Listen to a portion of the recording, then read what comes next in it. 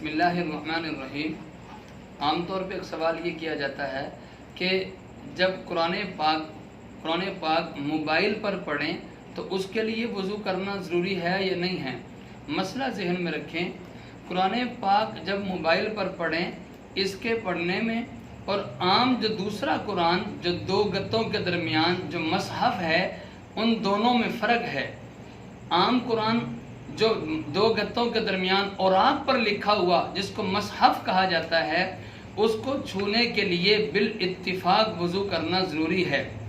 अब रहा मसला कि मोबाइल पर कुरान पढ़ने के लिए उसको छूने के लिए वज़ू करना ज़रूरी है या नहीं है। चंद बातें नोट फरमा लें।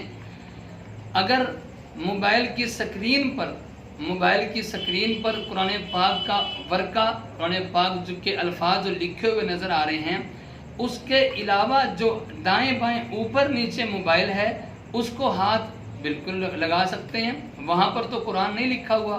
हाँ, जो स्क्रीन पर कुरान लिखा हुआ नज़र आ रहा है उसको हाथ लगा सकते हैं कि नहीं लगा सकते, इसमें इख्तिलाफ है। बाज़ हजरात कहते हैं कि यहाँ पर भी बगैर वज़ू के हाथ नहीं लगाना चाहिए, बेअदबी है। बाज़ हजरात कहते हैं कि नहीं लगा सकते हैं, ये कुरान उस तरह का कुरान नहीं है जो औराक में लिखा हुआ कुरान है। वहाँ पर तो औराक में लिखा हुआ कुरान है, यहाँ पर ये वो कुरान तो नहीं है। ये मोबाइल के अंदर आप तोड़ के देख लें, आपको कोई कुरान नज़र नहीं आएगा। उनका कहना ये है कि ये उस तरह का कुरान नहीं है, बल्कि ये एक लहरें हैं जो रोशनियों की शक्ल में हमें नज़र आ रही है। बटन दबाएं, कुरान का लिखा हुआ सामने आ जाता है, बटन आप दबाएं वो फिर गायब हो जाता है, वो अंदर मौजूद नहीं है, वो स्क्रीन पर हमें नज़र आ रहा है। ये इसी तरह है जैसे हम आईना देखते हैं, आईने पे हमें नज़र आता है लेकिन आईने के अंदर तो मौजूद नहीं है।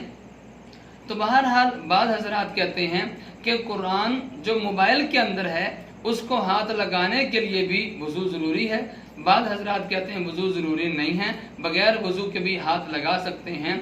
खुलासा ये है कि एहतियात और अदब का तकाजा ये है कि कुरान पाक मोबाइल में हो चाहे कुरान पाक दूसरा लिखा हुआ औराक में मसहफ़ की शक्ल में हो, जैसे मर्जी हो, उसको हाथ लगाने के लिए छूने के लिए वज़ू करना चाहिए। अदब का तकाजा ही ये है।